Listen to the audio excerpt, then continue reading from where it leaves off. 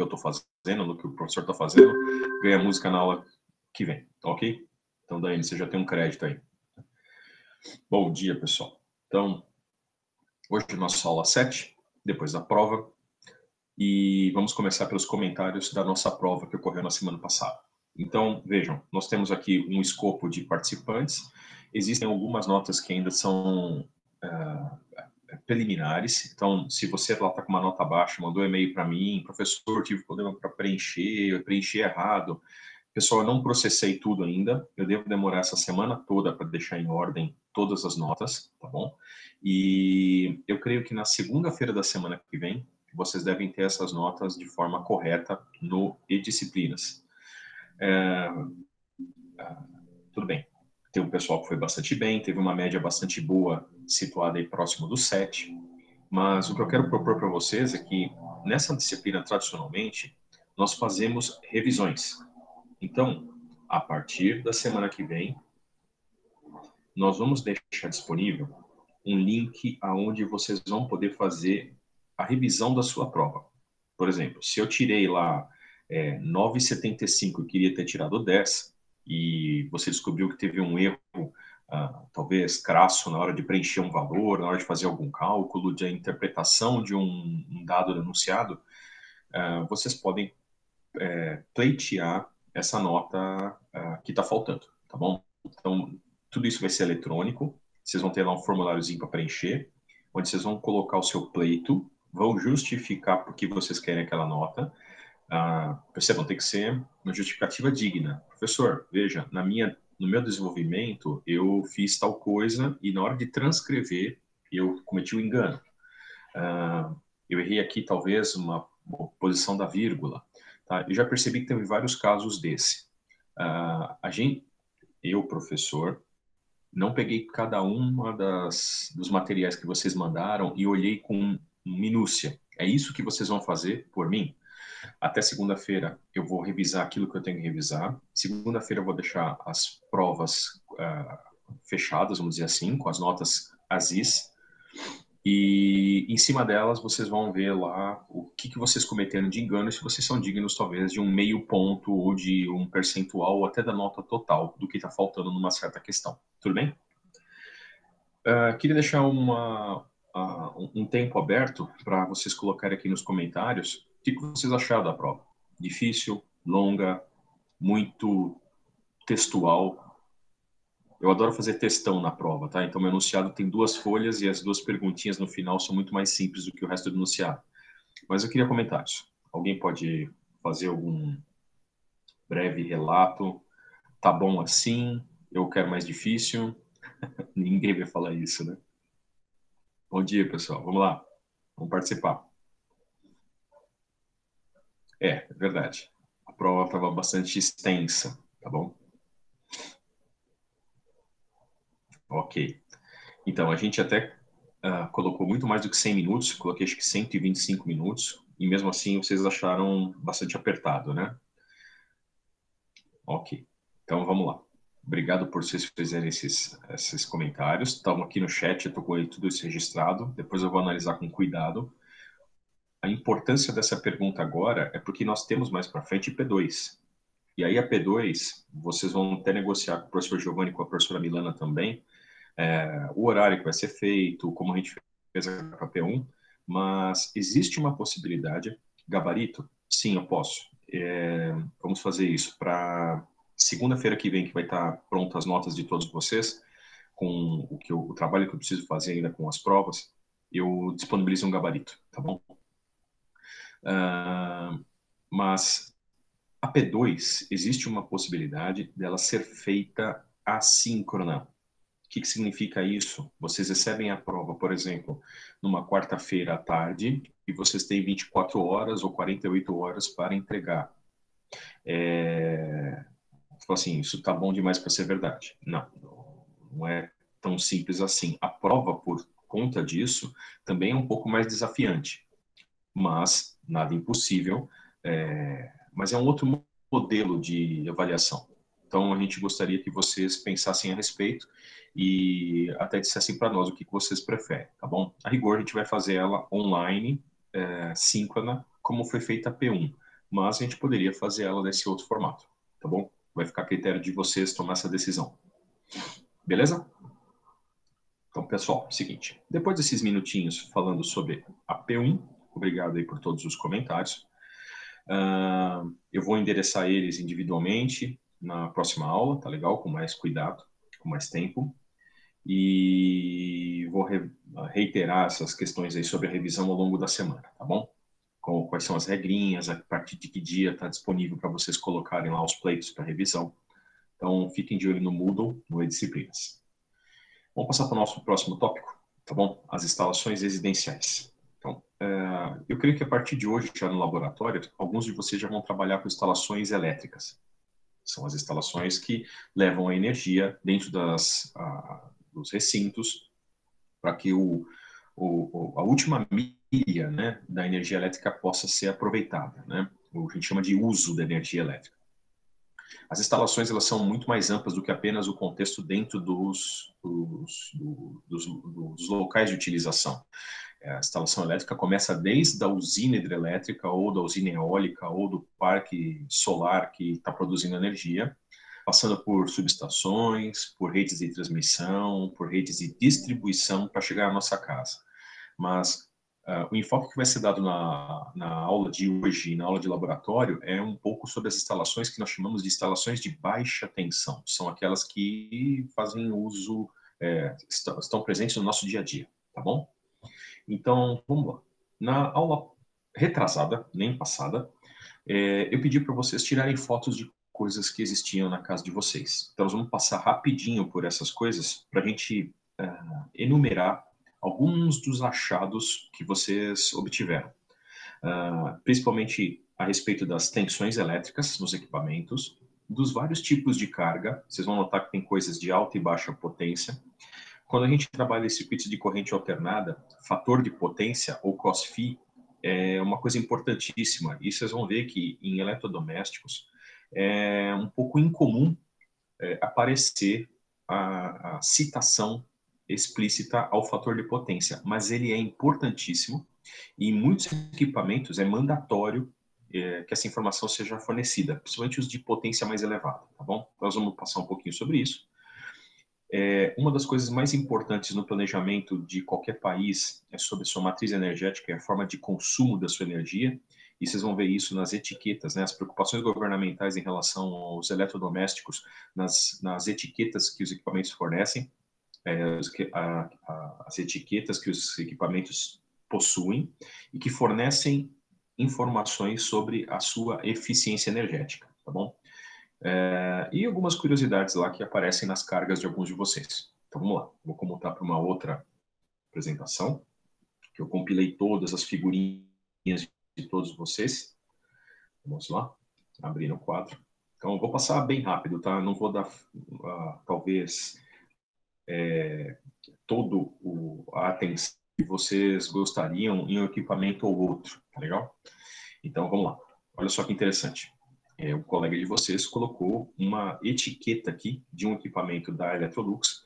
Agora vocês vão até me perdoar, eu vou citar nominalmente os fabricantes, porque afinal de contas é o que vocês têm em casa, mas eu não quero tomar partido do que é melhor ou pior, tá bom?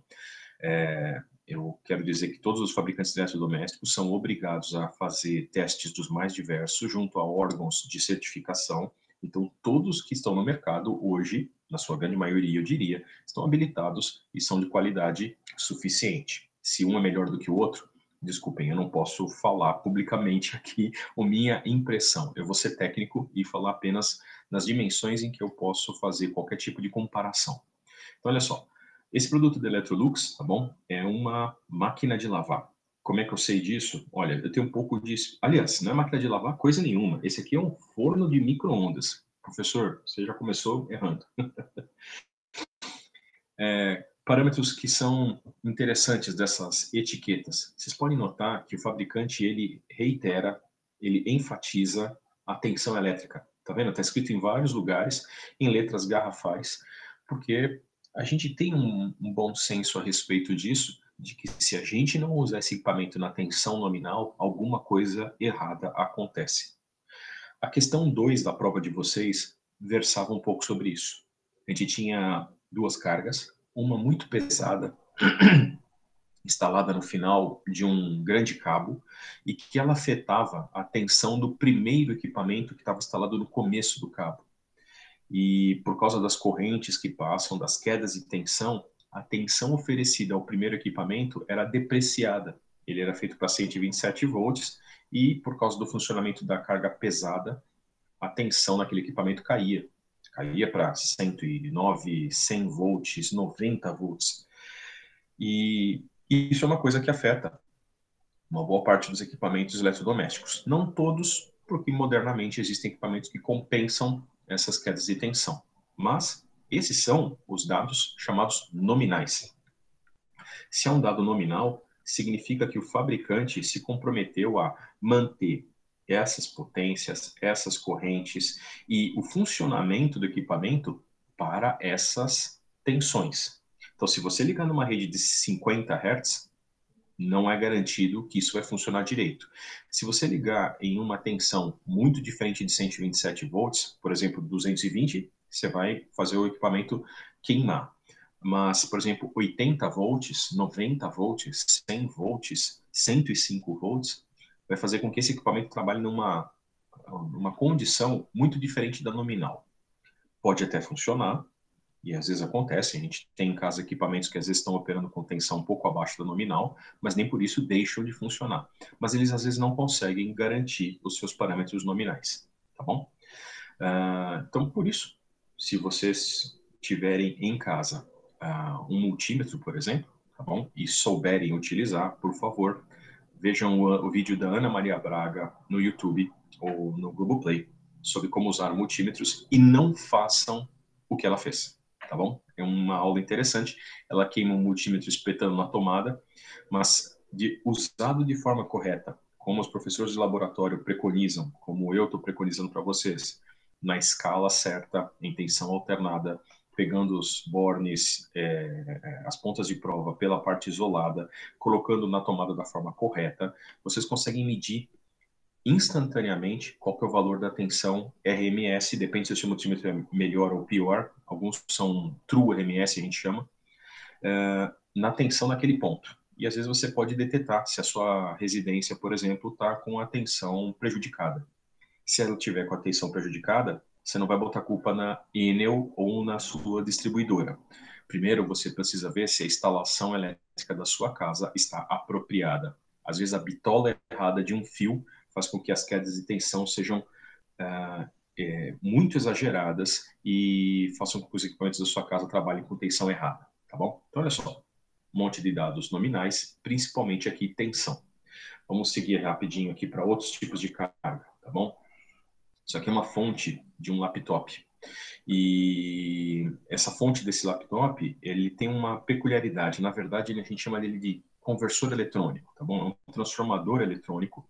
Ele recebe uma tensão mais alta, na faixa aqui entre 100 até 240 volts. A gente chama até de entrada universal, porque se você ligar em 110 ele funciona, em 220 ele funciona. Dentro desta faixa, ele deve continuar funcionando. Nessas condições, ele consome aproximadamente 1,8 amperes. Percebe, não está estipulada a potência em watts, está estipulada, na verdade, uma potência aparente, tá bom? Que é o módulo dessa tensão que você vai usar e o módulo dessa corrente que ele vai produzir. Mas mesmo assim, os dados são insuficientes para eu poder ter esses dois valores com qualquer precisão. Porque é uma classe de dispositivos de baixa tensão, baixa potência, perdão. Em sendo de baixa potência, não é mandatório você colocar todos os dados, tá bom? E ó, entre a corrente alternada e a saída é em tensão contínua de 20 volts. Esse símbolo aqui, ó, que o pessoal coloca uma linha contínua embaixo de uma pontilhada, é um acrônimo, né, vamos dizer assim, uma simbologia utilizada para representar sistemas de corrente contínua, tá bom? E essa ondinha que está aqui não é aproximadamente 1,8 amperes, é justamente porque essa tensão é alternada, tá bom? Então, isso aqui é a simbologia que representa corrente alternada, tá bom? Então, é uma fonte de alimentação, recebe corrente alternada e provê corrente contínua para o seu laptop. E é uma fonte que a gente chama de fonte regulada. Se por acaso acontecer alguma mudança nessa tensão de alimentação durante o funcionamento, ele vai sempre regular para manter 20 volts na saída de corrente contínua, tá bom? Tensão CC regular. Vamos ver outros equipamentos aqui rapidinho. Aqui uma coisa curiosa, que eu sabia que vocês iam me mostrar. Quando eu falei para vocês, tirem foto de etiquetas, muitos de vocês tiraram foto desta etiqueta aqui, tá bom? Então, desculpa se está aqui vamos dizer assim, no portrait, né? Aliás, no landscape. Deixa eu ver se eu consigo fazer uma mágica aqui, temporária para nós. Vem cá. Esse tipo de etiqueta, a gente chama de etiqueta do Programa Brasileiro de Etiquetagem. Professor, o que isso é importante para mim? Na verdade, isso é importante para todos os consumidores brasileiros. Quando você vai comprar qualquer equipamento moderno, é esse tipo de informação que guia você sobre a eficiência energética do seu equipamento. Porque, afinal de contas, talvez o uso desse equipamento de forma continuada ao longo do mês seja expressivo para a sua conta de luz. E é o caso. Isso daqui é um ar-condicionado do tipo split, feito por esse fabricante, tá bom? Pela GRI.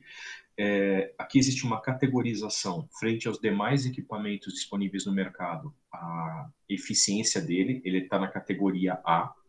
Isso aqui é uma tabela que é mantida pelos institutos que fazem as certificações, e toda vez que alguém entra com equipamento novo no mercado, essa tabela ela é reavaliada. Então, hoje, um dispositivo que é chamado categoria A, daqui a 5, 6 anos, pode não estar na categoria A, pode estar na B, C, porque algum outro dispositivo da mesma categoria, um outro ar-condicionado, muito mais eficiente apareceu no mercado.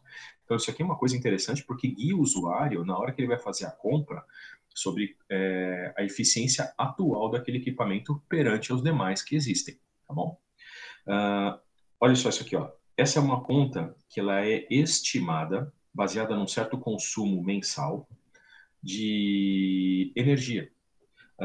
Então, um ar-condicionado usado num certo hábito mensal, ele vai ser responsável na sua conta por aproximadamente 24 kWh de energia no mês.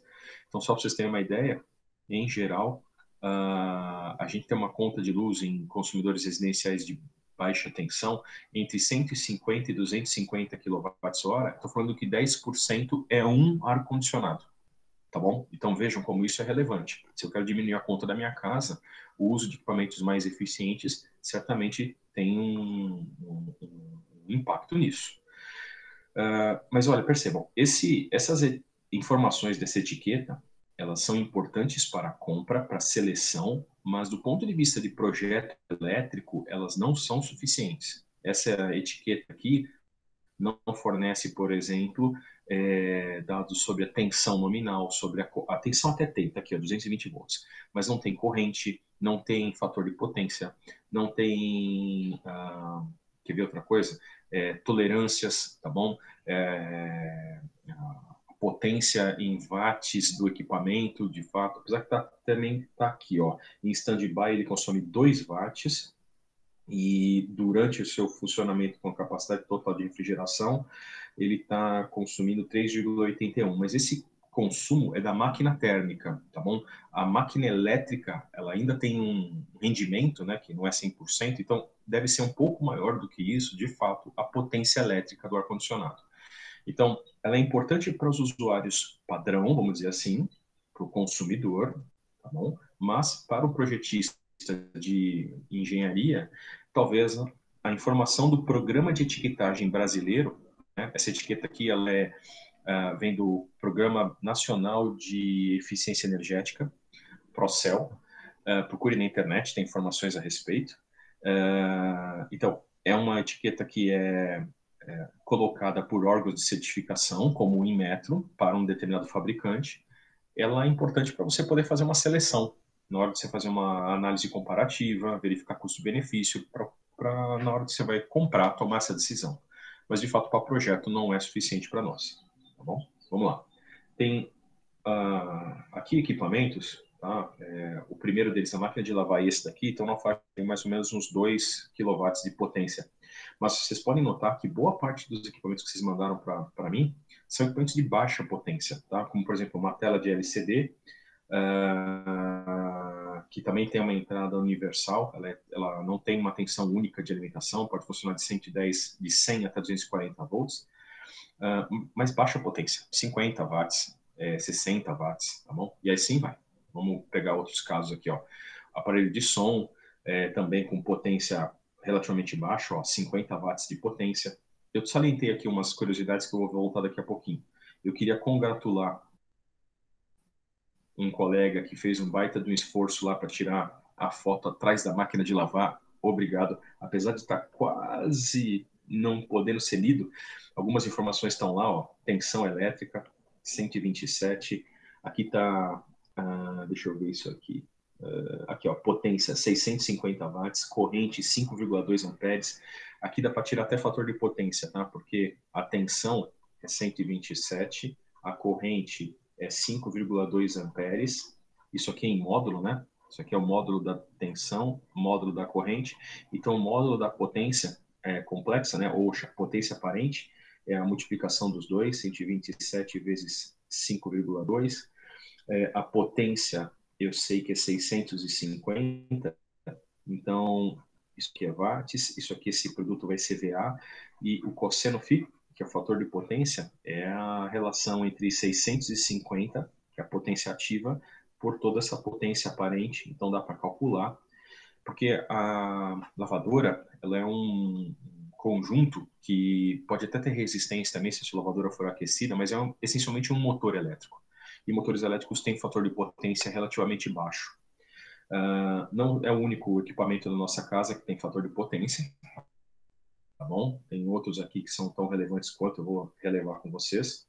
E tem uma televisão, ó, uma coisa interessante, tá? As TVs LED, elas têm um consumo energético bastante baixo, tá? Então, aqui não está sendo falada a potência em watts, mas, em geral, é uma mudança substancial, quase pela metade do consumo de uma TV de tubo tradicional, tá? Tem algumas TVs muito grandes hoje que se equiparam às TVs de tubo, mas se você pegar para o mesmo tamanho de tela, ela é realmente muito mais econômica. Lavadoras, de novo, olha, a etiqueta que tem os parâmetros elétricos para um projetista de uma instalação e a etiqueta do programa de etiquetagem brasileiro, tá bom? Vamos lá, outras coisas interessantes, ventiladores, aquecedores, e aqui eu quero fazer alertar vocês de uma coisa.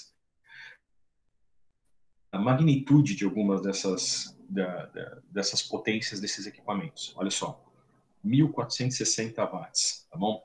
1.400 watts, tá legal? Aqui, deixa eu ver, 750 watts. Pelo menos nesses três, vocês estão vendo a potência relativamente alta, né? Próximo, tá bom? Acima, maior do que os 600 VA de potência aparente, maior do que 600 watts de potência ativa. E esses equipamentos que você tem que tomar cuidado.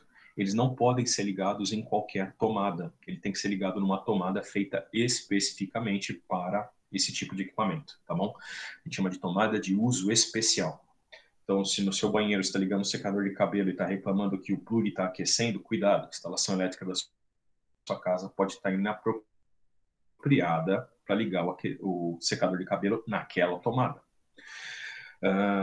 E esses equipamentos de alta potência, outra coisa que eu ia falar para vocês, por que ele não é especificado pela potência aparente? Porque, em geral, nas instalações elétricas de baixa tensão, uma boa parte do nosso consumo energético é para aquecimento.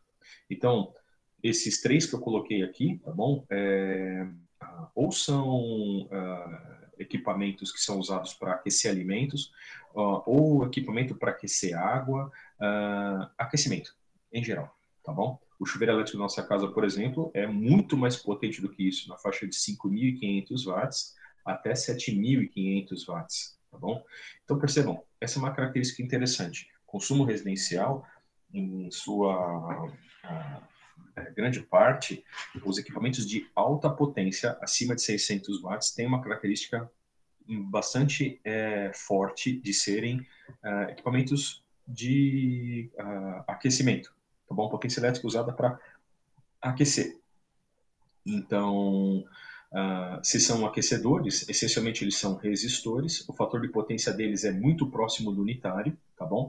Então, por isso que o pessoal não precisa especificar com potência aparente ou com cosseno φ, porque são resistências, essencialmente resistências. Mas isso não é uma regra.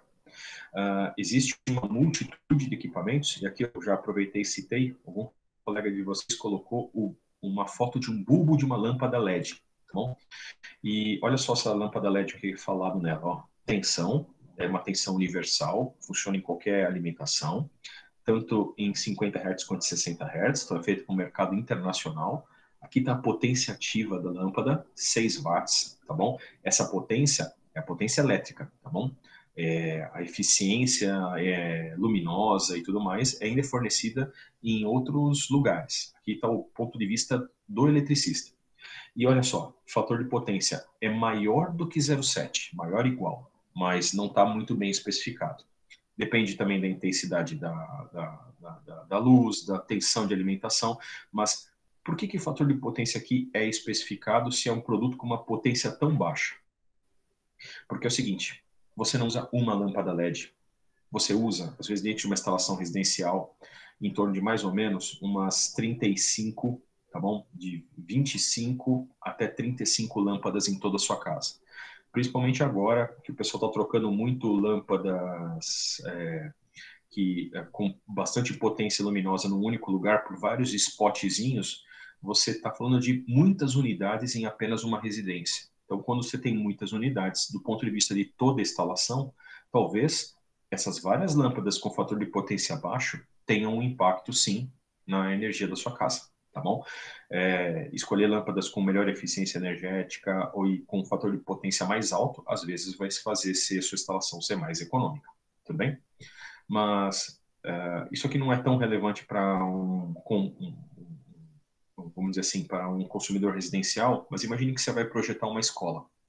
Quantas salas você vai ter nessa escola? Quantas lâmpadas elétricas você vai ter nessa escola? Esse número aqui salta, tá bom? Para talvez vezes 10, vezes 50, vezes 100 unidades. Então, começa a ficar relevante você saber que lâmpada você vai usar numa instalação tão grande quanto essa, tá bom? Imagine, por exemplo, o pavilhão de exposições do AMB, que hoje virou o nosso hospital lá de campanha, né, por causa da Covid. Imagine iluminar todo aquele lugar, tá bom?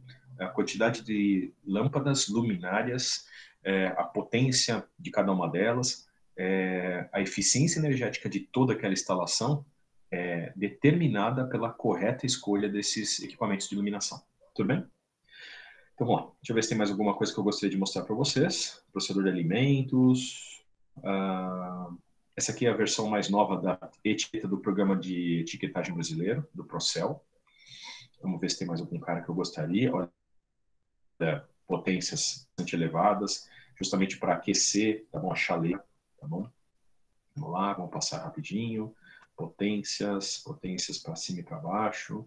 E eu gostaria, se vocês não entendem alguma coisa das etiquetas que vocês tiraram foto, eu gostaria que vocês falassem para mim, tá bom? Eu vou deixar um campo lá de chat junto dessa atividade dos equipamentos da nossa casa, para que vocês possam botar suas dúvidas. Um engenheiro sabe interpretar o que essas etiquetas querem dizer com cada uma dessas informações. Se vocês tiverem alguma dúvida, vocês me falem. Para a gente terminar esse assunto, porque eu quero começar trifásicos com vocês, tem uma coisa interessante que eu gostaria de frisar. Uma trívia, é uma curiosidade, mas não é uma coisa irrelevante. É relevante sim e tem a ver com um tópico que eu gostaria que vocês perguntassem à tarde para o professor Giovanni ou para a professora Milana. Olha que coisa interessante. Alguns equipamentos eletrodomésticos, eles têm na sua etiqueta uma simbologia peculiar. Olha só isso aqui. Aqui tem tensão, frequência, potência, é um aquecedor, tá vendo? Alta potência, aumento. Cosseno φ 1, é um resistor, tudo isso daqui, tá? Que é isso daqui, ó? É uma coisa críptica? Eu preciso, talvez lá tenha a ver com o olho íris, alguma coisa, tem um outro simbologia oculta aqui, tem a ver com os Illuminati? Não. Isso daqui é um símbolo que diz a classe de isolamento de um equipamento. E esse equipamento aqui, ele é chamado classe 2. Classe 2 é um equipamento que a gente chama de dupla isolação. Professor, por que isso é importante para mim? Porque é o seguinte, quando a gente usa equipamentos eletrodomésticos, a gente preza pelo seu correto emprego nas instalações elétricas. Então, ligar ele na tensão certa é a primeira coisa que a gente precisa fazer com que as pessoas façam. Então, as tomadas de 220 numa casa que tem instalação de 110, normalmente elas têm cores diferentes, elas estão em lugares mais exóticos, que não são tão acessíveis para a pessoa sem querer ligar errado. Mas, de qualquer forma, seja ligando certo ou ligando errado o equipamento, há um compromisso de segurança para o operador, para o usuário. Quando a gente diz que o equipamento tem classe 2, dupla isolação, significa que o equipamento, o invólucro dele, ele tem duas barreiras de isolação galvânica para que proteja o usuário da instalação do equipamento. Então, se o equipamento fizer alguma atrapalhada, ele falhar, ele entrar em curto-circuito, ou você mesmo ligar ele na tensão errada, quem está segurando o equipamento, pegando ele pelo seu chassi, pela sua, uma chaleira, né? Um aquecedor. Está pegando pela estrutura do aquecedor, ele não deveria tomar choque, porque existem dois níveis de isolamento. Existe um isolamento interno, que garante a isolação dos seus componentes. Professor, como é que esse isolamento é feito? Na, na, na, na camada de plástico ou borracha que reveste os condutores, pelo esmalte isolante que é colocado em volta dos condutores elétricos, mas não tem só essa primeira barreira. Além dessa barreira, existe uma outra barreira isolante, que pode ser o plástico da própria estrutura do equipamento, que mantém todas as partes metálicas ou energizadas distantes do usuário. Então, esse nível de isolação aqui duplo, ele é um tipo de equipamento que não precisa do terceiro pino. Se você for ver esse equipamento, ele não tem 3 pinos na sua alimentação. Então, essa é a pergunta que vocês vão fazer à tarde para o professor Giovanni a respeito das nossas instalações elétricas. Professor, nossa tomada tem 3 pinos. Um deles é o que a gente chama de fase, é onde você coloca lá a tensão alternada, tá bom? O outro a gente chama de neutro. Na verdade, aqui também vai tensão alternada, mas esse pino aqui é o nosso retorno das instalações. A corrente elétrica do equipamento, na verdade, circula daqui cá, tá bom? Aqui está a resistência interna do equipamento. Mas por que diabo tem esse terceiro pino? E por que nem todo equipamento tem o terceiro pino? É justamente isso. Equipamentos de dupla isolação não requerem o terceiro pino. Equipamentos de classe 1 de isolação, eles precisam ter o terceiro pino. Esse terceiro pino, então, o que ele é, professor? Ele é uma ligação a um potencial de terra, a gente chama isso de condutor de proteção, que é, em algumas instalações, exclusivo, diferente desse neutro. O neutro também está ligado em algum lugar à terra, mas aqui se faz uma instalação específica para qual propósito? Para os equipamentos classe 1. Então, o classe 1,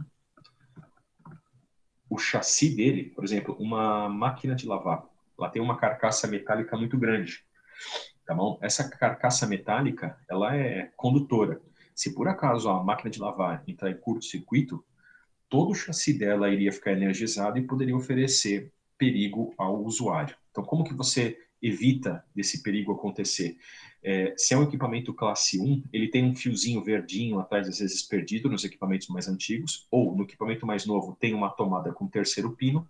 Esse fio verdinho ou terceiro pino devem estar ligado a um potencial de terra, um um caminho para a Terra exclusivo do neutro da rede, porque quando acontecer uma falha, aconteceu um curto, a energia, ao invés de tentar passar pelo usuário e fechar o seu caminho para a Terra, ele vai direto para a Terra, vai acontecer um curto, é verdade, o suficiente para abrir os disjuntores na sua casa e desligar a instalação. Mas é importante, inadmissível você ter um componente elétrico de classe 1 na sua casa que tem esse terceiro pino ou tem esse fiozinho verdinho que não está ligado à terra. Ele está perigoso. ele está oferecendo risco aos seus usuários, tá bom? Então, vocês vão ver aqui, ó, nessa lista de equipamentos nossos, tem vários equipamentos classe 1, tem vários equipamentos classe 2. Deixa eu ver se eu encontro aqui um rapidinho, para a gente já poder passar para o nosso próximo tópico. Mas é muito comum, ó, esse aqui, ó, essa TV é classe 2 de isolação, tá vendo? Não precisa de terra. Vamos ver se tem mais um cara aqui, classe 2. Esse cara é classe 2 também. Vamos ver se eu encontro um classe 1. O classe 1 tem um símbolo interessante que ele tem é um quadradinho simples com terra dentro. Vamos ver se aparece aqui em algum lugar. Vamos ver. Não estou vendo aqui nenhum muito claro. Não, não, não. Aqui de novo um classe 2. Vamos ver. Aqui também, classe 2 mais uma vez. Classe 2, classe 2, classe 2. Classe 2, outra vez. Aqui eu não estou vendo nenhum classe 1 no símbolo, mas tem vários classe 1 sim que precisam do seu terceiro pino para operar com segurança. Tá bom? Então, por favor, fica aí o recado para vocês. Nenhuma instalação elétrica a gente deve utilizar de forma inapropriada. Obedecer a essas normas, né, a essas recomendações de como ser feita a ligação, a instalação, o aterramento, usar o terceiro pino, aterrar o chassi do equipamento, se você não garante isso, a sua instalação não está segura. Tudo bem? Pessoal, então, é o seguinte, eu vou deixar essas coisas aqui para vocês darem uma xeretada, as anotações que eu fiz, e vou deixar um campo lá para vocês poderem colocar dúvidas. Se vocês têm uma etiqueta em casa que vocês não entendem nada a respeito dela, vocês mandem também adicionalmente, tá bom? E a gente tenta elucidar o que aquele equipamento é. Beleza? Então, vamos lá. Vamos passar para outro tópico da nossa aula de hoje, que é mais importante do que todos esses dois que a gente estava falando. Abrir. Vamos lá. Aqui eu vou deixar dúvidas.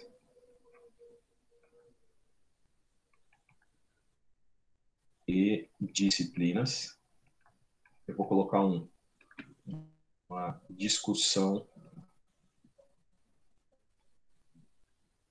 sobre equipamentos elétricos. Entre lá nessa discussão, coloque a sua pergunta e eu ou outros professores vamos poder responder para vocês sobre os equipamentos que vocês conseguem ter acesso. Tudo bem? Quem tiver acesso, às vezes, a um motor de uma piscina, tá bom? Por favor, muito cuidado. Eu quero que vocês só tirem fotos, não fiquem mexendo nas instalações de forma inapropriada, vocês não foram habilitados a nenhuma parte prática, mas se vocês tiverem acesso a algum equipamento para tirar foto, como vocês fizeram, façam com toda a segurança, mandem para nós, a gente elucida o que diabos tem de coisas elétricas por trás daquele artefato, tá bom? Pessoal, seguinte, nosso próximo tópico do curso é talvez um dos mais importantes para nós que trabalhamos com energia elétrica, tá bom? A gente chama isso de instalações elétricas trifásicas, tá bom? Vamos começar pelo que a gente está vendo até agora. O que são trifásicos? Bom, então vamos ver. O que a gente viu até agora nos nossos cursos, nós chamamos de instalações monofásicas, tá bom? As instalações monofásicas são aquelas instalações em que a nossa fonte de alimentação é apenas uma tensão que energiza, por exemplo, como a questão da prova de vocês, um cabo elétrico, tá bom? Aqui eu coloquei o cabo com a resistência de ida e resistência de volta em dois componentes. Na prova, elas estavam todas agregadas num único lugar, tá bom? Para simplificar os cálculos. E isso ia para uma carga. A carga, não vou nem desenhar como um resistor, um indutor, um capacitor, mas uma impedância qualquer. A gente chamava essa instalação de monofásica porque eu tinha apenas uma única tensão, tá bom? E que impelia apenas uma única corrente através dos nossos componentes. Aqui o Z da nossa linha ou do nosso traço, do nosso cabo, e aqui o Z da nossa carga, tá bom? E a gente sabia, olha, a relação entre tensão e corrente nesse circuito é a lei de Ohm, V é igual a impedância equivalente de todo esse circuito vezes a corrente que é circulante. A impedância desse circuito todo é 2 vezes ZL mais o ZC, vezes a corrente. Então, dado a tensão, eu conseguia calcular a corrente, depois eu poderia calcular as quedas de tensão ao longo dos seus dipolos, né? A queda de tensão na linha, a queda de tensão na carga, a queda de tensão no outro trecho da linha, tá bom? Desenhando aqui como na convenção de receptor, né? A corrente passa e a corrente passa desse jeito, a tensão cai no sentido inverso. Tudo bem?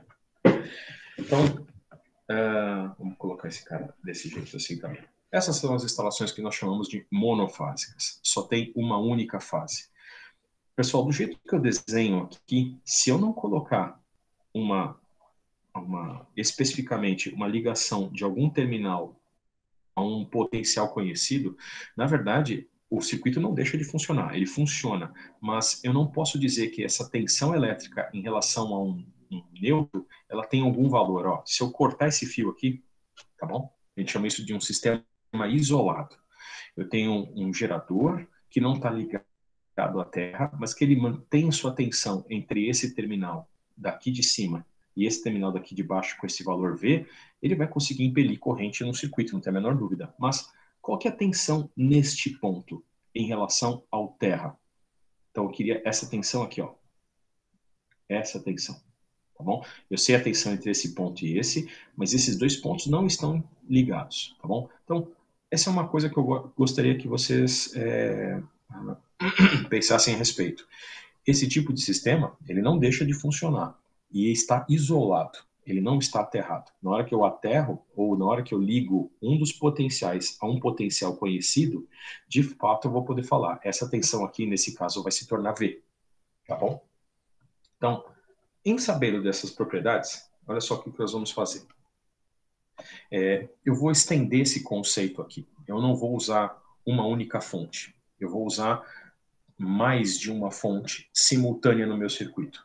E isso, pessoal, vem da história da eletricidade. E quando as pessoas estavam fazendo as instalações elétricas para a energização das cidades, para a eletrificação das cidades, uma das preocupações sempre era como ampliar o meu circuito, sabe? Vinha lá o Thomas Edison, colocava um gerador, ele energizava uma série de cargas e funcionava. Aí, de repente, pela popularidade disso, aparecia de novo um outro consumidor. Ah, eu sou uma nova carga e eu quero ser energizado. Aí o cara pegava, puxava um outro cabo elétrico, levava a energia até aquele consumidor, tá bom? E ampliando o seu sistema, sempre colocando mais cargas em paralelo, né? Ah, se a carga aqui ela estava mais próxima dessa primeira, eu nem puxava um cabo muito grande, eu já puxava da própria instalação e colocava mais uma carga, ZC linha, ZC duas linhas. Então, olha só, isso aqui pode aumentar em tamanho, receber mais cargas. E desde aquela ocasião, existe um problema. Enquanto o meu gerador conseguir dar conta disso, legal, eu posso ir colocando mais e mais e mais cargas, até que uma hora a potência que esse gerador está provendo chega no seu limite. E o que se faz nessa hora? Olha, coloco outro gerador, tá bom? Outro gerador, mais um trecho de cabos e vou energizar outro consumidor. ZC 1, 2, 3 linhas. Tá bom?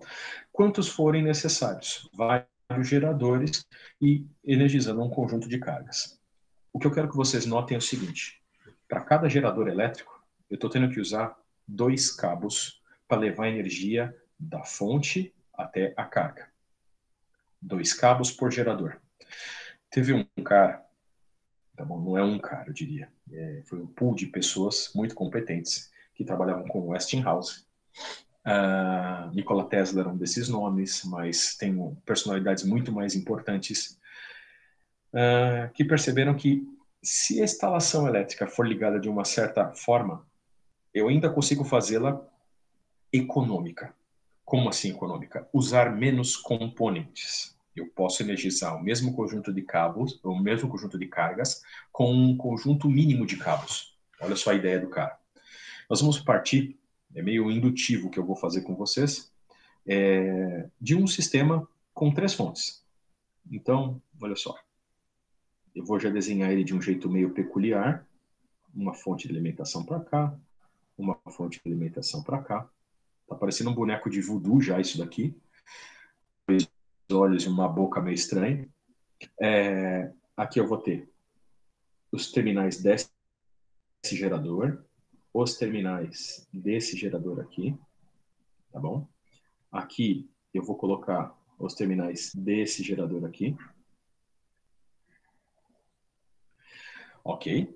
E eu vou colocar cargas aqui. E a carga também eu vou ligar, eu vou desenhar de um jeito malandro.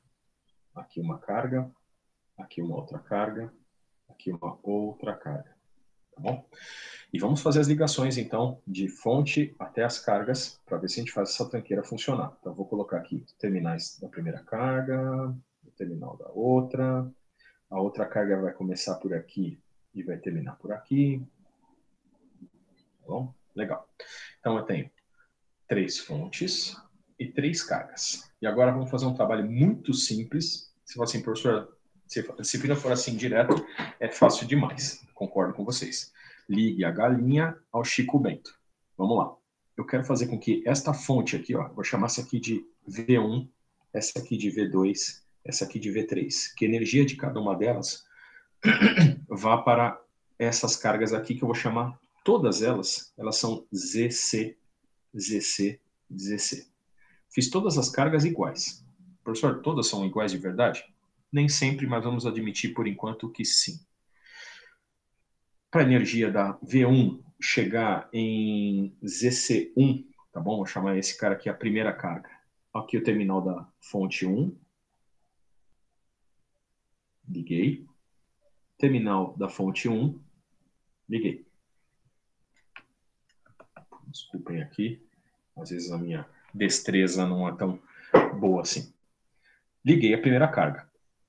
Pergunta capciosa do professor Pellini, às 8 horas e 24 minutos.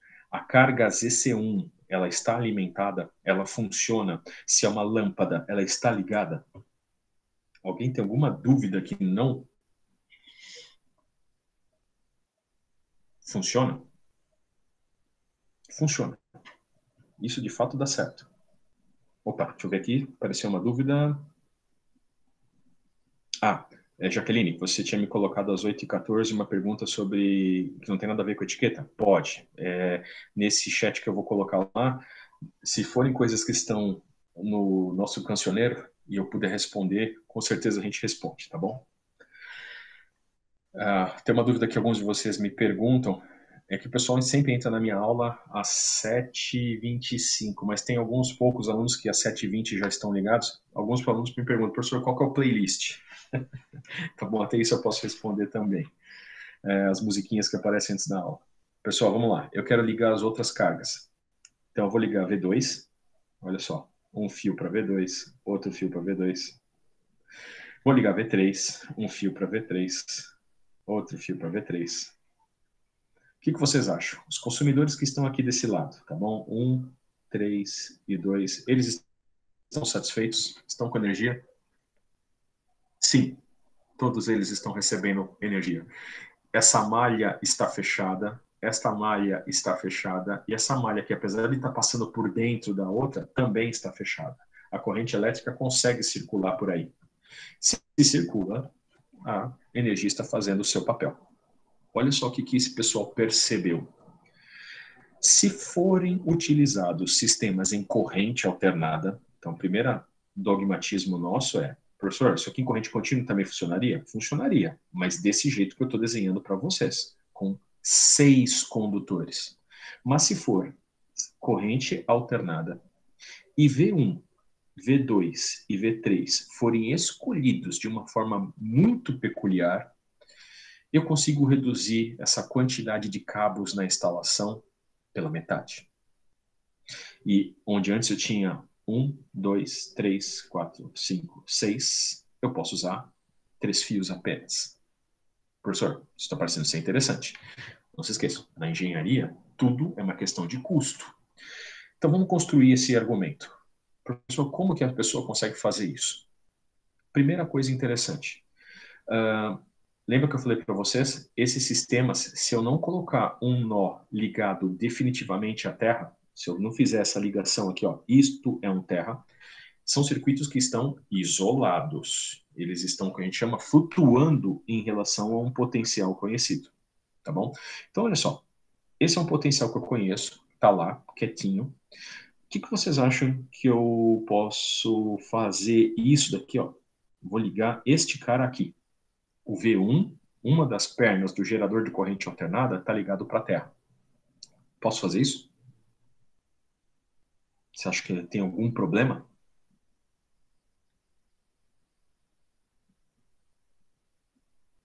Olha, esse circuito todo, ele não tinha nenhuma outra ligação para a Terra. E eu só estou falando assim, esse nó elétrico que estava sem referência, agora vai ser a minha referência.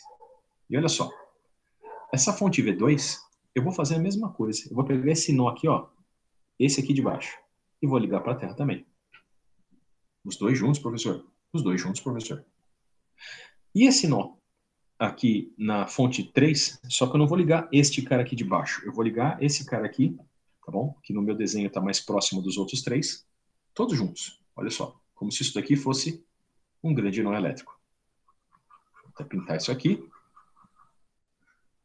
Há algum problema eu fazer isso? Nesse ponto do meu circuito, eu só tenho isso aqui, pessoal. Uma nó de referência, uma fonte de tensão, outra fonte de tensão, outra fonte de tensão. Ela está fazendo o seu papel, levando energia através de um cabo até uma carga e voltando. A mesma coisa acontece, um cabo, uma carga, voltando, um cabo, uma carga e voltando. É só isso que eu fiz. Peguei os três pontos aqui desse lado e juntei todos eles no mesmo lugar. Tudo bem? Olha só. Então, feito isso,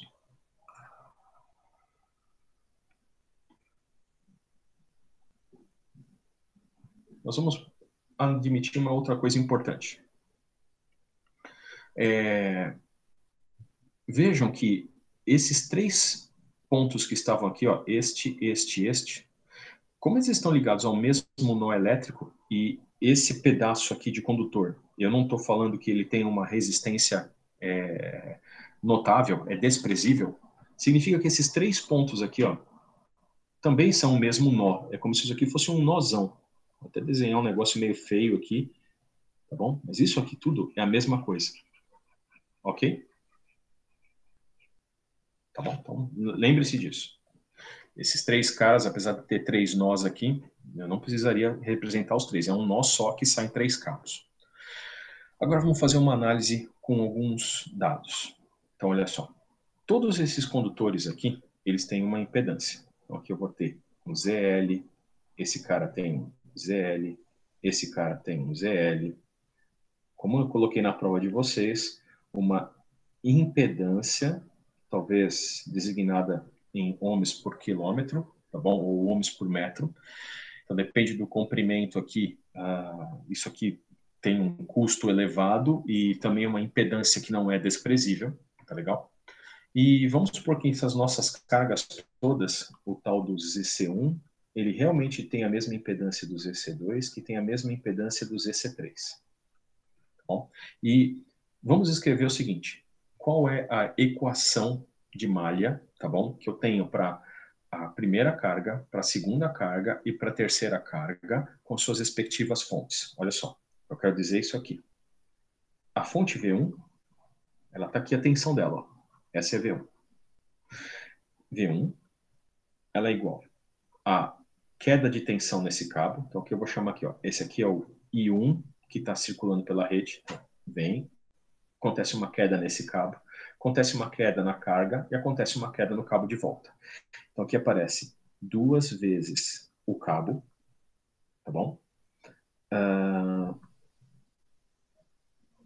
Mais a impedância na carga vezes a corrente I1, tá bom? Vamos fazer V2 é igual, mesma coisa, duas vezes a impedância do cabo. Aqui vai aparecer a carga 2 vezes 1 e 2. E, finalmente, vamos fazer isso para a terceira fonte, V3, 2 vezes a impedância da linha, mais a impedância do cabo, vezes e 3. 3 tensões, 3 correntes. Vamos até mostrar onde estão essas correntes. Ó. I2 é essa corrente aqui, ela vai e volta. I3 é essa corrente aqui. Ó. Ah, professor, mas eu queria que a corrente fosse para cá. Não, estou deduzindo uma fonte de tensão, que agora a referência dela está para cá e ela está oscilando, tá bom? Em relação a essa referência, com essa orientação de tensão e convenção do gerador para essa fonte, a corrente sai por aqui. Tá bem? Aqui está o V2, inclusive, esse aqui é o V3. Olha só que interessante. Se a minha instalação elétrica tiver os mesmos cabos, então o ZL é igual para todo mundo, e as cargas também são as mesmas, tá bom? Olha o que acontece. Essa relação aqui fica um V1 é igual a um Z equivalente vezes I1, V2 vai ficar um Z equivalente vezes I2, e V3 vai ser igual a um Z equivalente vezes I3. Então, o Z equivalente, tá bom? Tudo isso daqui, Z equivalente, tá bom? Admitindo, então, que todo mundo é igual. A fase 1, a fase 2 e a fase 3 têm as mesmas impedâncias. Tá legal? Olha só que interessante. Eu vou isolar o I1,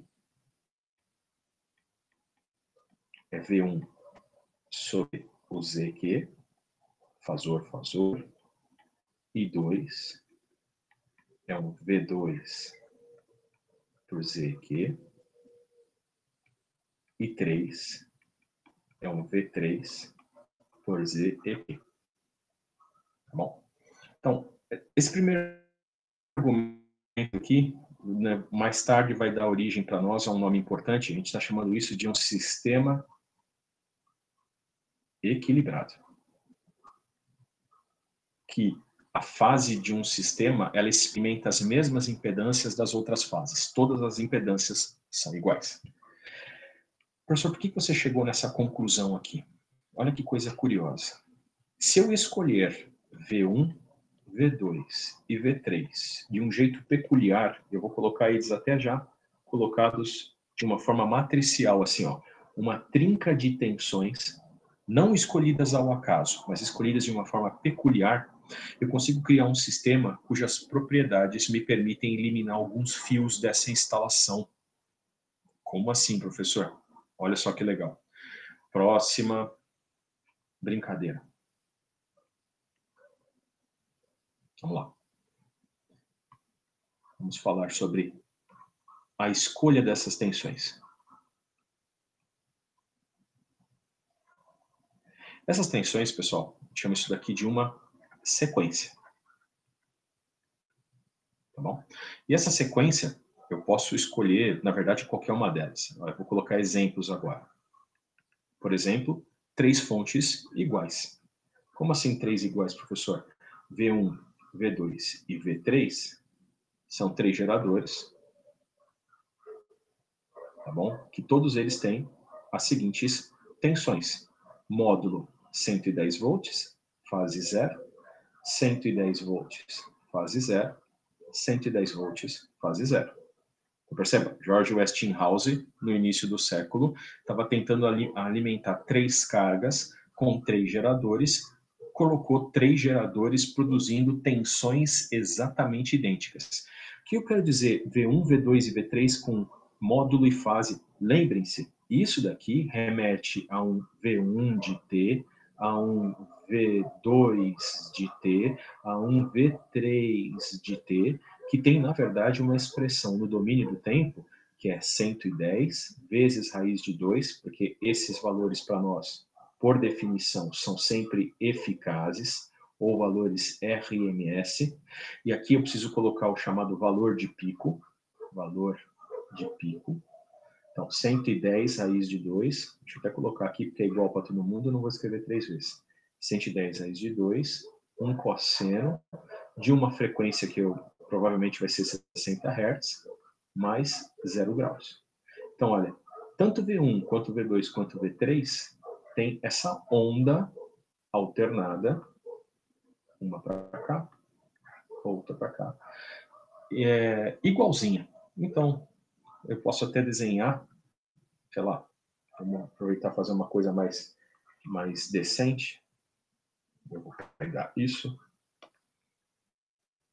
Vamos lá. Tcharam. Minha senoide.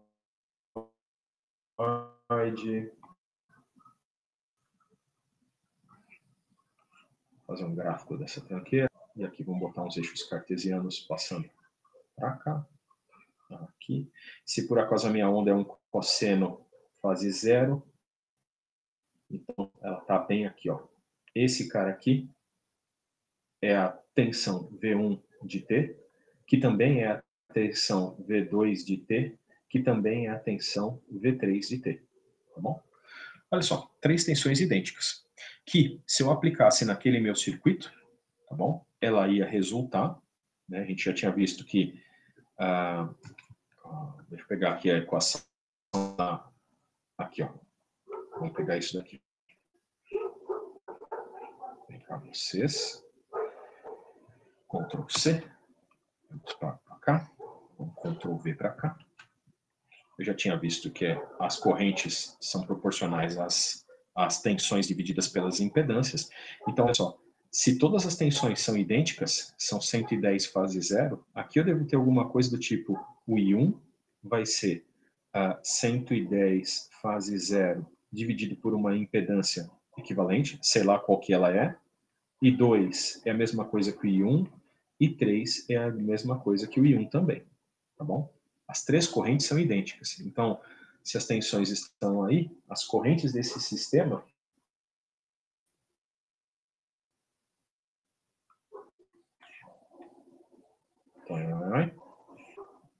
vou até colocar, deixa eu só acertar a escala dela.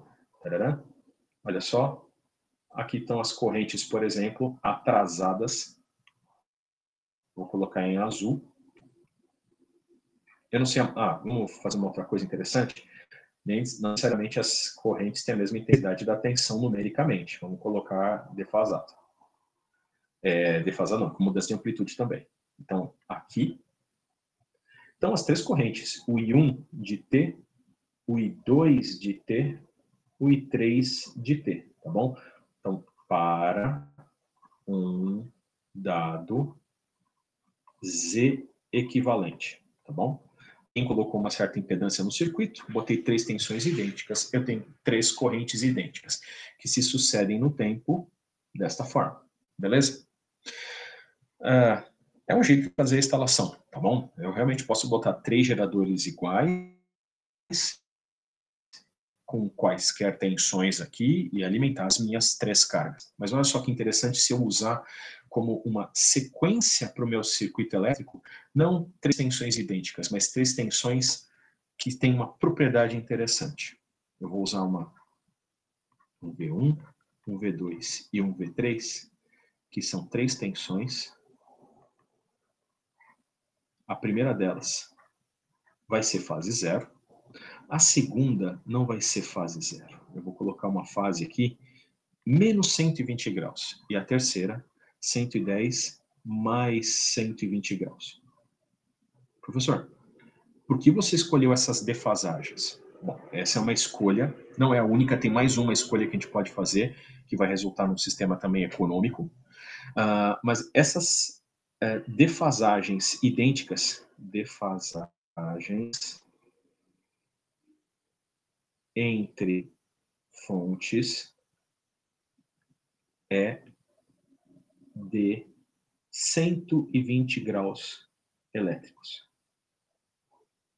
Elétricos porque se referem à onda de tensão alternada.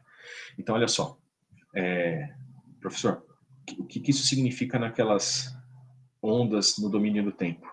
O V1 de T é 110 vezes raiz de 2, 1 cosseno de 1 ômega T mais 0. Um V2 de T é 110 raiz de 2. Um cosseno de um ômega T, desculpa, aqui eu coloquei menos 120 graus. Um V3 de T, que aqui é 110 raiz de 2 cosseno de ômega T mais 120 graus, tá bom? São os fasores resultando em expressões no domínio do tempo para as tensões. Qual que é a cara dessas tensões? Vamos lá, vamos fazer a mesma coisa que eu fiz. Preciso de um plano cartesiano, está muito grande esse bendito, para você. E agora vamos plotar essas três tensões. Pessoal, dá um trabalhão plotar, e o professor não é que está sendo preguiçoso. Eu já fiz isso antes da aula para justamente acelerar o meu desenvolvimento.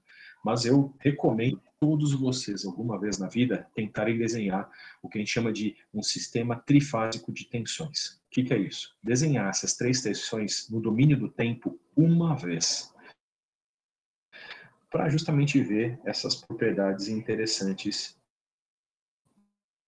da escolha de três tensões que se sucedem no tempo com uma... Olha só, tá bem hairline aqui, bem tênue aqui as minhas ondas.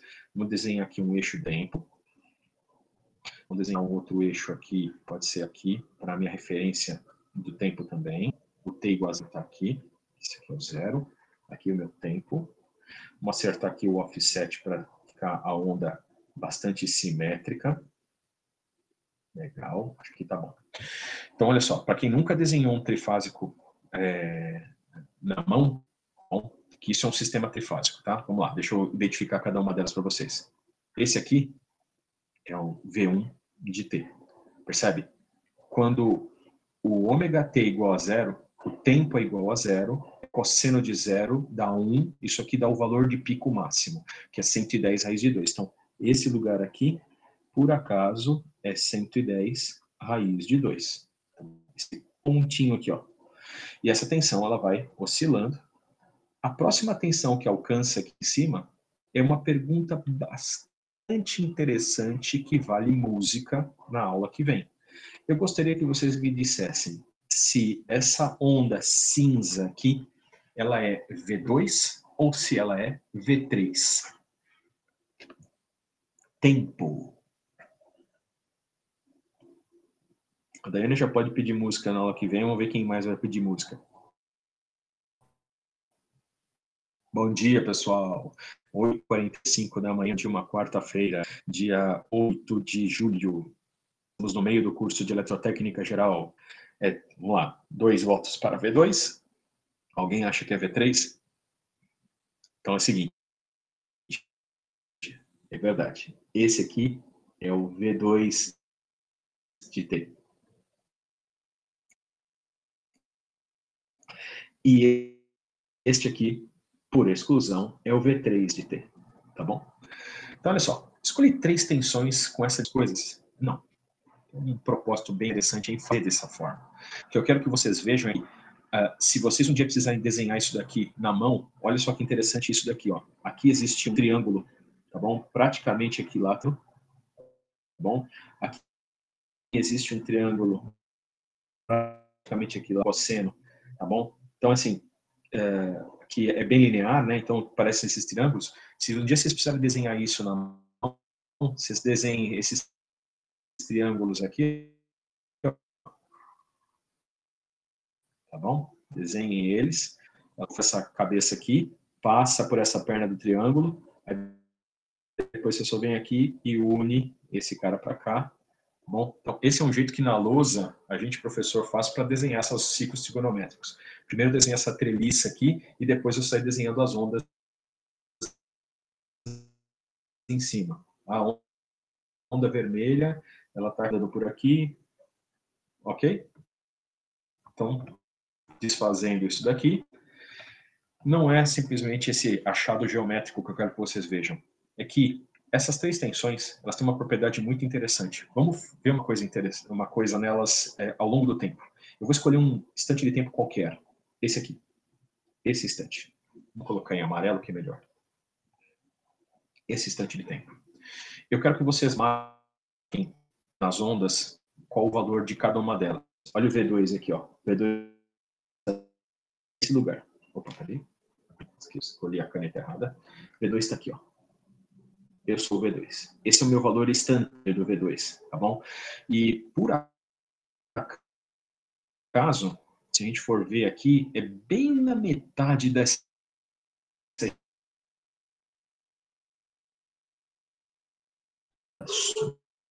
bem nesse ponto também. É um ponto que eu escolhi propósito. O V3 é igual ao V2. Tá aqui, ó. Tá legal? E onde está... Deixa eu colocar essa, não tá tão reta quanto eu gostaria. Vem cá você. Aê. Aonde está o V1? V1 tá aqui embaixo, ó.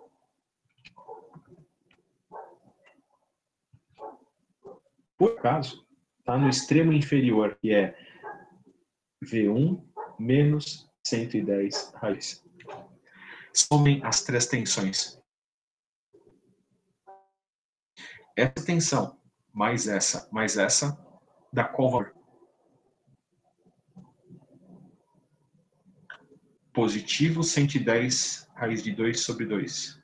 Positivo 110 raiz de 2 sobre 2. Soma um com o outro dá 110 raiz de 2. Soma com essa daqui que é menos 110 raiz de 2. É um achado em interações instantâneas ao longo do tempo, é zero. Guardem essa observação. A soma instantânea das três tensões é zero. Vamos voltar para o nosso raciocínio das correntes. Peguei essas três tensões. Lembra? Três tensões escolhidas, aplicadas naquele sistema com 6. Então, a gente já sabia. Vamos pegar aqui, ó, mesma coisa que está aqui. Essas são as nossas três correntes. Ctrl C aqui. Vamos trazer para cá. Um ZEQ, para que não seja infinito, tá? Qual que vai ser o I1? O I1 vai ser o V1 dividido por esse ZQ. Olha, vai aparecer alguma coisa do tipo uma certa tensão. Aliás, a tensão não é qualquer uma certa, é a tensão V1 sobre ZEQ. A tensão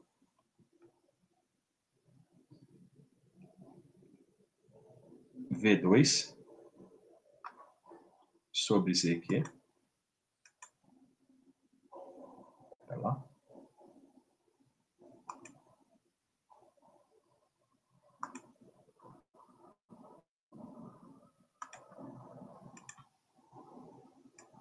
Turma, por acaso caiu a minha apresentação? Caiu, né? Eu acho que teve um colapso total aqui da minha internet. Espera lá, recapitulando.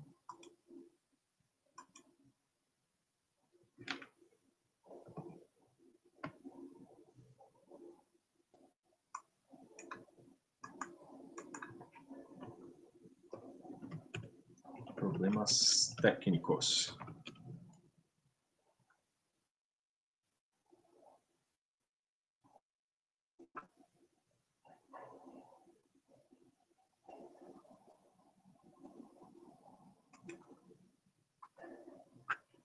Pessoal, estão me escutando agora de novo?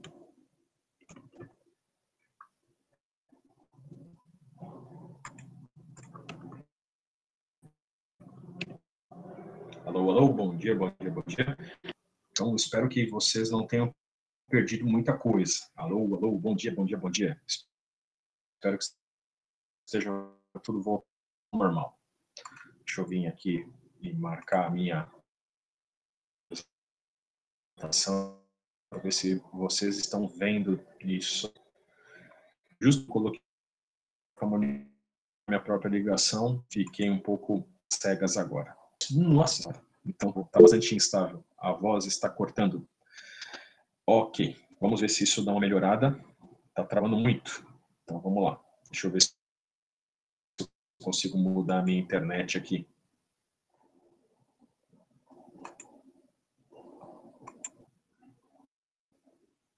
Vou sumir um momentinho. Pessoal, alô, alô, alô. Vê se melhorou um pouco. Alô. Bom dia. Pessoal, melhorou? Vamos lá. Alô, alô. Áudio, áudio, som, som, som. Desculpem. Aconteceu algum transitório aqui na internet da minha casa e caiu tudo. Eu voltou para um outro roteador distante. Vê se vocês conseguem ver também, pessoal. Vamos lá. Olha lá. Vamos observar esse achado que eu tinha comentado com vocês. Ok, obrigado, pessoal. Desculpem aí esse problema, tá? Estava falando para vocês que essa escolha de 3 tensões que se sucedem no tempo com uma defasagem de 120 graus entre uma para outra, para outra, para outra, faz com que algumas coisas interessantes possam ser notadas. A primeira delas é o que eu falei, a soma instantânea das grandezas num certo instante de tempo dá zero. O que isso significa fisicamente? Só guardem isso. O significado para tensões não me serve nessa aula. Na aula que vem vai servir. Mas para as correntes, isso vai ser determinante do nosso sucesso. Olha só. V1 está com uma tensão nesse instante aqui que eu coloquei, que é menos 110 raiz de 2. Enquanto que V2 e V3 é 110 raiz de 2 sobre 2. A soma desses dois dá 110 raiz de 2, um valor que está por aqui. Quando eu somo com esse menos 110 raiz de 2, a soma instantânea dá zero. Tá bom? Guardem essa informação. E o que eu estava fazendo em sequência? Eu estava desenvolvendo o que aconteceria com as correntes. As correntes. Eu tenho 3 correntes, né, já sabia disso, tinha desenhado essa equação aqui, que me dizia que a corrente da fase 1, da fase 2 e da fase 3 dependia das tensões de uma impedância. Então, ó, dada uma impedância ZQ qualquer, eu estou calculando quais seriam a cara dessas correntes. Então, vamos lá. A cara da primeira corrente é a tensão V1, o fasor dela está aqui, a tensão V2 está aqui para I2, dividido pelo Z equivalente, a tensão V3 para I3 sobre o Z equivalente. Então, isso daqui é o V3. Olha só que interessante. As 3 correntes são diferentes. Da mesma forma como eu tinha 3 tensões aqui no gráfico da esquerda, da direita, as 3 correntes também vão se suceder de forma sincronizada ao longo do tempo. Todas elas têm a mesma frequência. Pessoal, uma coisa interessante. Eu não frisei isso, mas na hora que a gente escolhe aqui, 3 tensões para alimentar um sistema elétrico, a gente pelo menos escolhe todos com mesma frequência. Se um gerador é 60 Hz, todos eles são 60 Hz, tá bom? Então, isso é importantíssimo. A gente não faz sistemas de corrente alternada com frequências diferentes. Para você poder usar frequências diferentes, tem que se usar equipamentos de tanto quanto complicados, tá bom? Tem uma coisa interessante sobre Itaipu, eu quero que vocês me lembrem na próxima aula, tá bom? A nossa grande usina hidrelétrica, metade dela é 60 Hz e metade dela é 50 Hz. Mas olha só, eu estou falando de 3 frequências idênticas, então as ondas todas elas se sucedem perfeitamente ao longo do tempo, só que eles estão apenas defasadas. Com 3 ondas defasadas, eu tenho 3 correntes defasadas. Não sei se vocês notaram, mas todas elas têm a seguinte cara, olha, é como se todas elas fossem 110 sobre Z equivalente, vezes 1 fase 0. Aqui, 110 sobre Z equivalente vezes 1 fase menos 120. Isso aqui é 110 sobre Z equivalente vezes 1 fase mais 120. Então, não estou interessado em saber qual é a amplitude certinha da corrente. Eu só quero ressaltar para vocês que as correntes são simétricas. Assim como eu usei tensões, todas defasadas de 120 graus elétricos, a gente chama isso aqui de tensões simétricas. Na hora que eu aplico um conjunto de cargas que todas elas são iguais por fase, resultam em correntes simétricas também. Simetria é essa defasagem de 120 graus de uma fase para outra. Ó, daqui para cá, andou de menos 120 graus. Daqui para cá, de menos 120 graus. Professor, pera. Como é que você falou? Isso aqui era 1 fase 0. Quando eu vim para cá, 1 fase menos 120, defasou de 120 graus negativo. Mas de menos 120 para mais 120, não foi menos 120 graus. É 240 graus de defasagem. 240 graus, lê-se menos 120, é a mesma coisa, tá bom? E desse cara aqui, ó, mais 120 para a cá de cima, de novo, menos 120 graus. Então, percebam, é uma distribuição de tensões e correntes que se sucedem ao longo do tempo com defasagens idênticas de 120 graus. A única coisa que eu tive que fazer aqui é escolher a primeira delas como menos 120, mas depois eu vou mostrar para vocês que podia ser mais 120 o I2, tá bom? E a outra ia ser menos 120. Vamos plotar essas correntes agora. Então, eu vou fazer o seguinte. Eu vou aproveitar uma parte aqui da minha apresentação. Vou pegar isso aqui tudo. Aliás, se eu pegar tudo isso, isso vai ser bagunçado. Isso aqui, para mim, é suficiente. Ctrl C. Próxima folha. Tirar. Ctrl V. Aqui estão as tensões. Agora vamos fazer 3 correntes. Tá? Reduzir as correntes de magnitude. E agora vamos lá. Preciso pedir a ajuda de vocês para não ficar confuso. Vamos botar um eixo de tempo aqui. O tempo 0 está aqui. Então, eu vou frisar aqui as correntes, tá bom? Com um lápis um pouco mais pesado, tá bom? Aqui tem uma corrente. Em relação à sua tensão, há uma defasagem, que é justamente por causa da carga. A carga também tem fator de potência, ela defasa. Essa aqui é a tensão, esse é o V1. Bom, aqui é o V1 de T. Vamos botar fasor para não bagunçar. Esse é o V1. Esse aqui é o I1, tá bom? Eles não estão na mesma defasagem. Há uma pequena defasagem de um para o outro. Mas o que eu quero que vocês notem é I1, I2 e I3. Então, vamos lá. Olha o I2. O I2 está aqui, ó. Essa é a corrente I2. I2. E aqui está o I3. Vamos pegar a vermelho. O I3 está aqui. E agora que eu já desenhei esses caras aqui, eu vou pegar este amigo e jogar fora.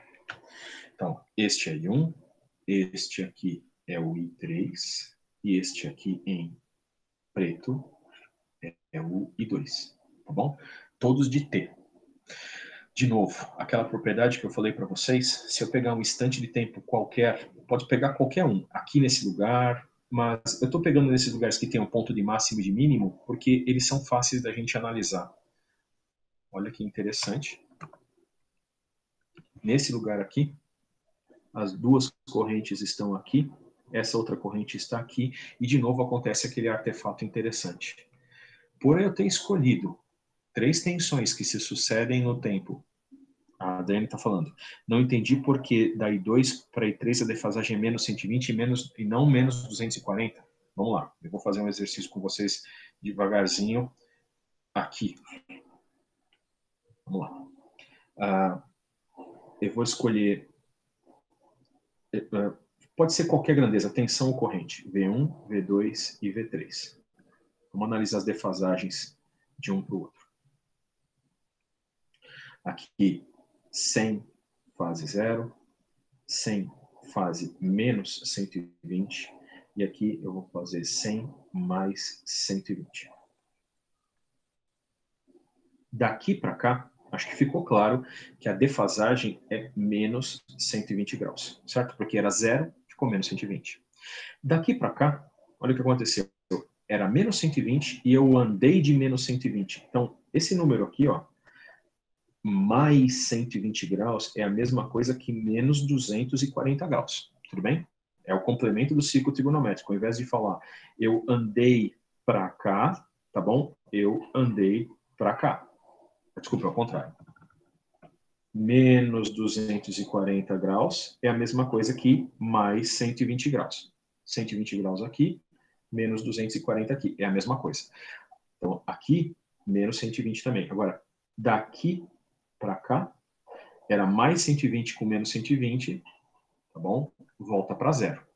Tudo bem? Então, ok, Daiane, vamos lá. Então, continuando essa epopeia, vamos lá. Esse achado que a gente obteve aqui não é um acaso, tá bom? Tanto no instante de tempo, então aqui, ó, I1 de t mais o I2 de t mais o I3 de t, tá bom? Isso aqui deu zero. Também acontece fasorialmente. Então, o I1 mais o I2 mais o I3 é igual a zero. Quem tem essa dúvida pode substituir os valores que a gente teve até agora. Por exemplo, naquele exemplo que eu coloquei, cuidado, aqui eu coloquei 100, mas eu tinha feito com 110. Fasor era 110 sobre ZEQ 1 fase 0, mais 110 sobre ZEQ 1 fase menos 120, mais 110 sobre ZQ 1 mais 120, e eu estou falando que isso aqui é igual a zero. Vou colocar o 110 ZQ em evidência, o fasor 1 fase 0, mais o fasor 1 fase menos 120, mais o fasor 1 mais 120. Será que isso aqui dá zero mesmo? Olha só, uma forma de você somar fasores é você fazer um plano cartesiano. Aliás, um plano polar acho que é melhor, né? Vou pegar um plano, eu fiz um cara aqui rapidinho. Vem para cá, você. Vamos ver se eu consigo desenhar esses três fasores aí unitários. Vem cá, você, Z e Q. Olha só. Um fase zero é um fasor que tem esse tamanho aqui, ó. 1 fase zero. Vou somar com um número complexo que é 1 menos 120. 1 menos 120 está aqui, ó. Esse cara aqui. Então, isso aqui é 1 menos 120.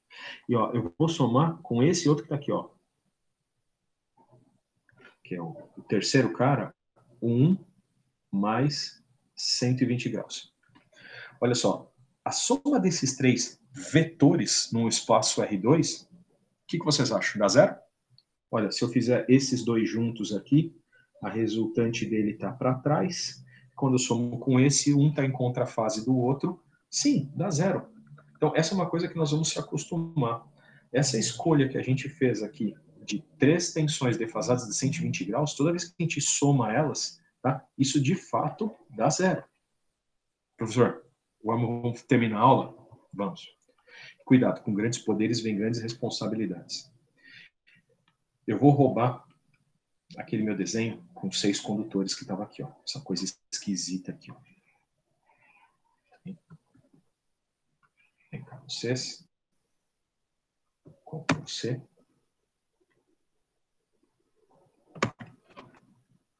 Muito bem. Vamos limpar um pouco aqui o terreno. Sai. Sai. Pode sair você também. Vamos tirar vocês. Vocês. Eu já sei que todo mundo das impedâncias aqui das linhas são todas iguais. Olha que interessante. Esse I1, esse 2 e esse 3, se eu escolher V1, V2 e V3 com essas propriedades aí de simetria, tá bom? Ou seja, vou até fazer assim, ó. É um V qualquer que multiplica um fasor 1 fase 0, 1 fase menos 120 e 1 fase mais 120. Essa notação na próxima aula eu vou deixar mais clara, tá, pessoal? Estou fechando rapidinho, só para a gente poder chegar em algumas conclusões aqui. Quando eu aplico num sistema equilibrado, com todas as impedâncias por fases iguais, as correntes I1, I2 e I3, elas também têm essa propriedade de possuírem os fasores uma certa magnitude I, e eles ainda vão estar defasados iguaizinhos. Um fase 0, um fase menos 120, um fase mais 120. Olha só que legal. Por as três correntes elas serem iguais em magnitude e fase principal e estando defasadas individualmente de ângulos que são simétricos, a gente já percebeu que a soma delas dá zero. E um cara, então, pensou o seguinte, que tal eu pegar aqui na carga, juntar todas elas num único nó? Olha só o que aconteceu. Meu circuito mudou, é verdade. Tinha 3 tensões. Aqui, isso daqui está ligado para a Terra. Tensão, tensão, tensão. Tá aqui os condutores principais. Aqui, esse condutor aqui de nêutron, ele é enorme, tá com 3 cabos juntos, tá bom? Mas eu vou representar um cabo só. Ó, um cabo tá para cá, um cabo tá para cá, um cabo tá para cá, um cabo tá para cá. E vamos escrever a nossa carga. A carga tá aqui.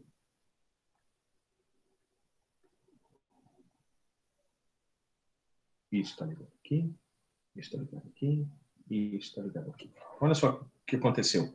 Eu liguei todos os nós das cargas também todos juntos. Pessoal, aqui vocês sabem que circula I1. Aqui vocês sabem que circula I2. E aqui vocês sabem que circula I3. Tá bom? Quando essas 3 nós se juntam nesse lugar aqui, primeira lei de Kirchhoff. Uma corrente entra aqui, outra corrente entra aqui, outra corrente entra aqui, e aqui tem uma corrente que talvez voltaria por esse cabo de nêutron. Tá bom? Nêutron. Então aqui eu vou chamar IN.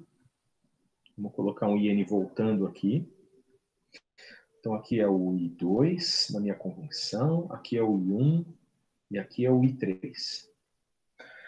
Já sabemos, olha, a soma dessas 3 correntes nesse nó, por essa propriedade interessante aqui, faz com que a minha corrente de nêutron, que circula pelo cabo de nêutron, seja quanto? É a pergunta que vale a aula de hoje. E aí eu vou encerrar em 2 minutos.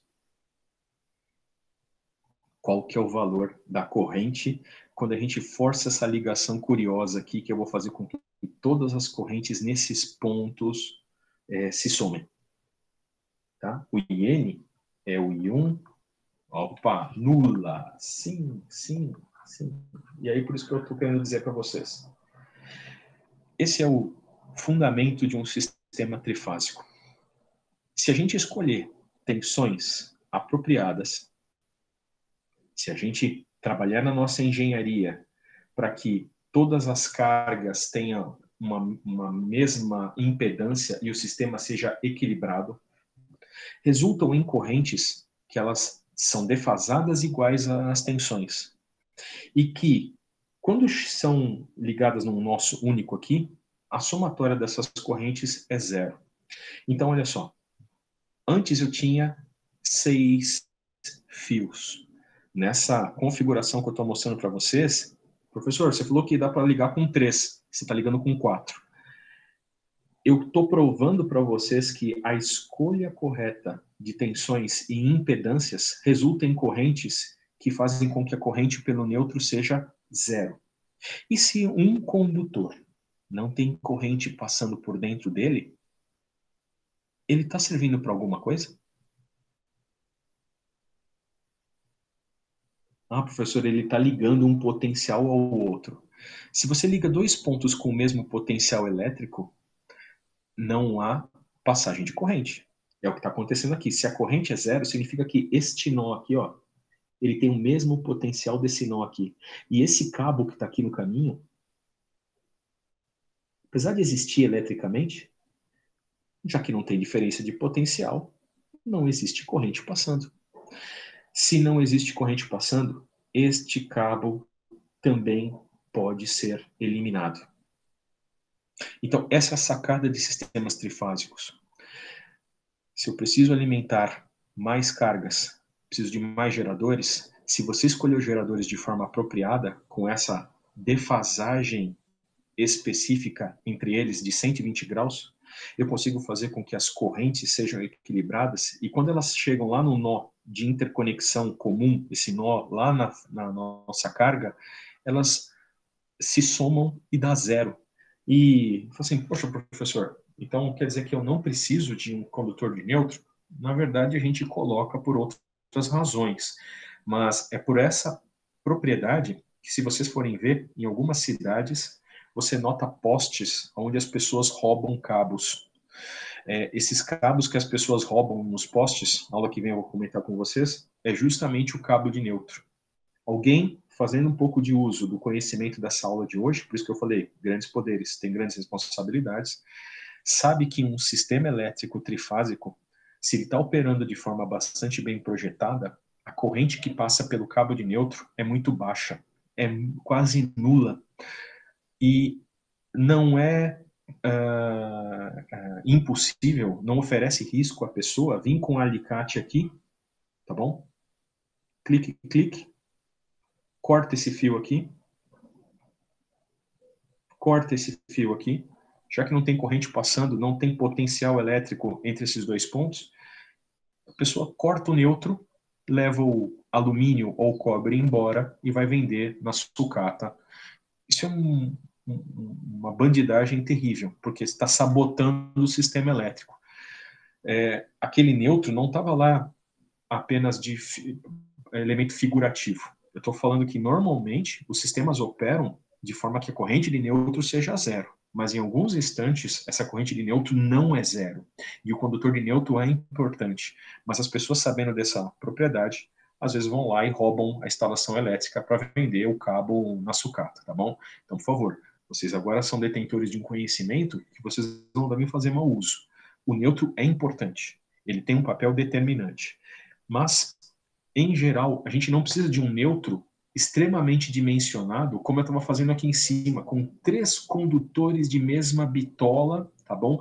Porque eu tenho que alimentar 3 circuitos individuais e exclusivos. Não, os circuitos, por causa da sua escolha das fontes, eles são bem ajeitados. A corrente que circula pelo neutro não é a corrente de cada um deles individual, a soma deles lá na carga dá zero, e pelo neutro, de fato, não passa tanta energia. Então, o cabo de neutro, ele não precisa ser um super cabo, pode ser um cabo simples. Então, a minha rede, para atender 3 cargas, tá bom? Eu preciso, no mínimo, 3 cabos. E em condições normais, a gente coloca até um quarto cabo, mas eu não preciso, de forma nenhuma, de 6. Essa é a sacada de sistemas trifásicos. Eu consigo ligar 3 fontes a 3 conjuntos de carga com uma quantidade mínima de cabos. Professor, isso é tão importante? Pessoal, o comprimento dessas redes aqui, elas são extremamente longas. A geração elétrica está lá em Itaipu. O consumo aqui está na região sudeste. São mais ou menos 1.000 quilômetros de cabos. Vocês acham que economizar metade do custo em cabos de 6 para 3 fios, pouco dinheiro? É muito dinheiro. E não é só chegar até a região sudeste. Os nossos postes de luz, tá bom? Eles levam sistemas trifásicos porque é a forma mais econômica de distribuir também.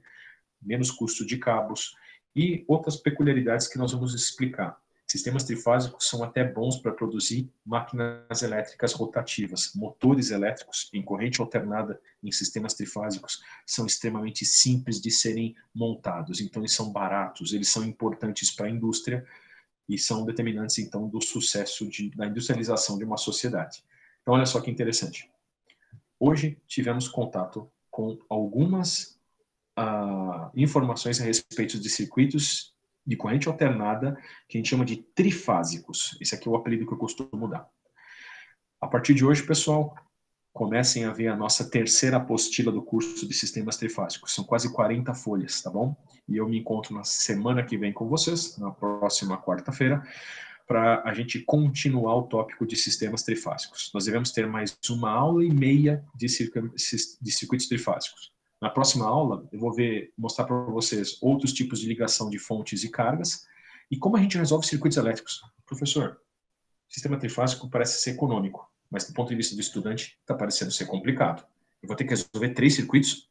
Sempre? Toda vez? Não. Essa é a coisa interessante. Se você trabalhar na sua engenharia, os sistemas trifásicos eles são simples de resolver, como um sistema monofásico. Beleza? Pessoal, foi um prazer. Desculpem o hiato aí da aula. Espero que a versão gravada fique um pouco melhor do que a online. E até a próxima quarta-feira. Fiquem de olho nas nossas comunicados pelo Moodle, tá bom? Alguém tem alguma dúvida? Quer abrir o microfone? Fique à vontade.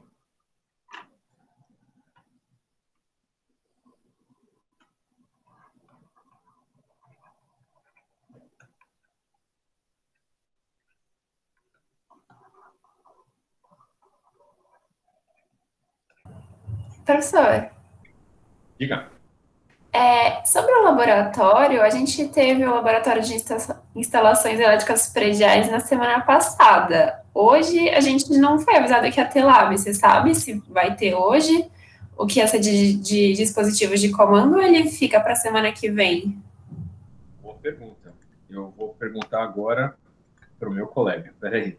Tá bom, obrigada. A turma era de quarta-feira, Giovanni ou Milana? A gente já teve lab com os dois. Deixa eu estou perguntando para o Giovanni. Espera um pouquinho só. Hoje tem zap. No meio só que eu já descubro isso. Qualquer coisa, pessoal, eu mando um recado no Edisciplinas. Eu posso estar enganado que vocês têm aula de laboratório hoje, tá? Tá bom, Vamos confirmar aqui rapidinho. E eu já coloco a tá bom. informação na apresentação, tá bom? Tá bom, obrigada, professor.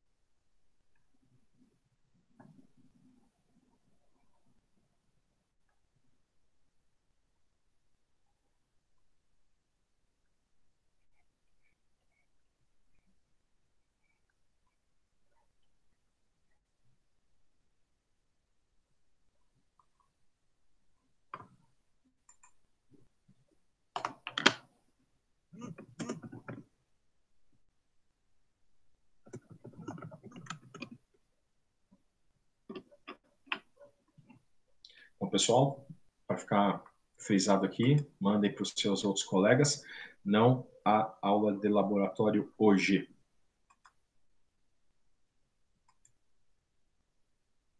Eu que me enganei.